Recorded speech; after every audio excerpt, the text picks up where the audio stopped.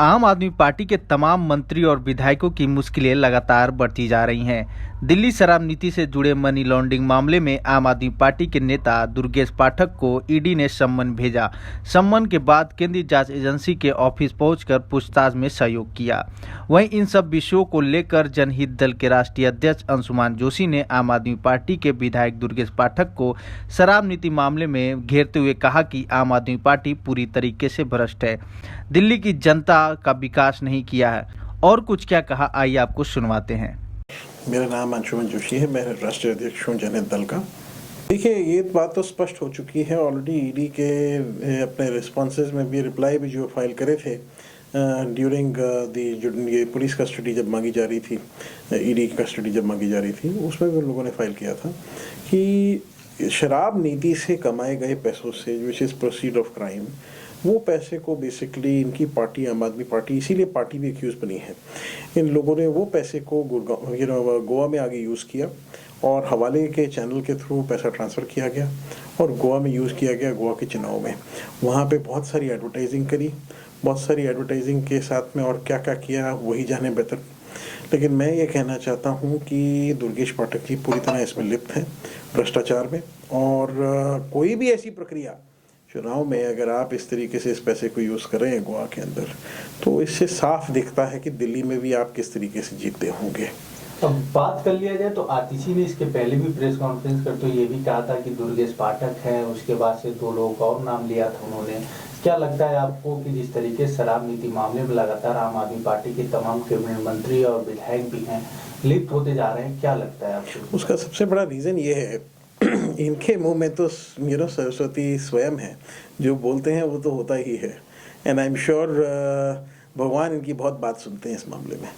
तो मैं आपको ये कहना चाहता हूँ कि ये इसलिए होता है, उनको पहले ही अंदर से पता था। देखिए, सौरभ भारद्वाज जी और ये इनके अगेंस्ट तो ऑलरेडी विटनेस वो नायर जी हैं।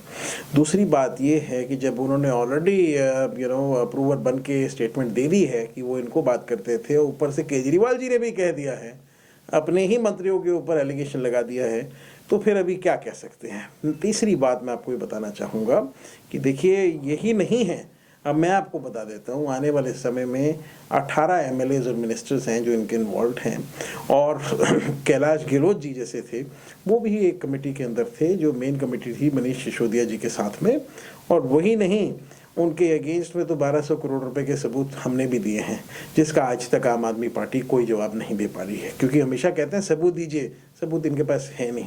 इनकी पूरी पार्टी भ्रष्टाचार में पूरी तरह से लिप्त है।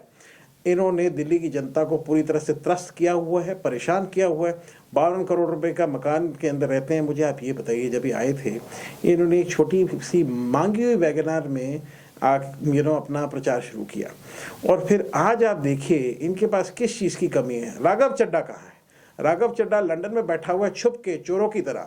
क्यों ऐसा है? क्योंकि देखिए, राघव चड्ढा का एक ही टारगेट है प्राइमरी, कैसे इंटरनेशनल मीडिया को मैनेज करें। और देखिए, उसका कहाँ कहाँ रोल है वो आने वाले समय में दिखेगा। और वो भी पूरी तरह से पंजाब में इन्वॉल्व है। पंजाब का तो प्राइमरी सीएम वही था, और वो भाग के वहाँ लंदन में बैठा है छुप के। उसको इतना डर लग रहा है हिंदुस्तान आने से कि एयरपोर्ट पे अरेस्ट कर लेंगे। तो इतना अगर आपने कुछ नहीं किया तो आपको डर क्यों लग रहा है? आपको आना चाहिए, आके दिल्ली में आपको इवेंचुअली फेस करना चाहिए एजेंसीज को। छुपने से क्या होगा?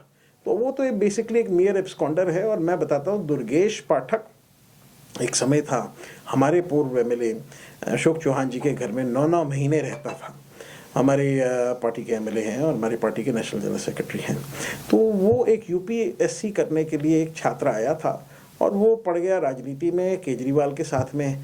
तो उसका दिमाग बड़ा क्लियर है। वो जिस आदमी के पास रहने की जगह नहीं थी, आज सिविल लाइंस में इतने बड़े मकान, इतनी प्रॉपर्टियाँ लेके बैठा है।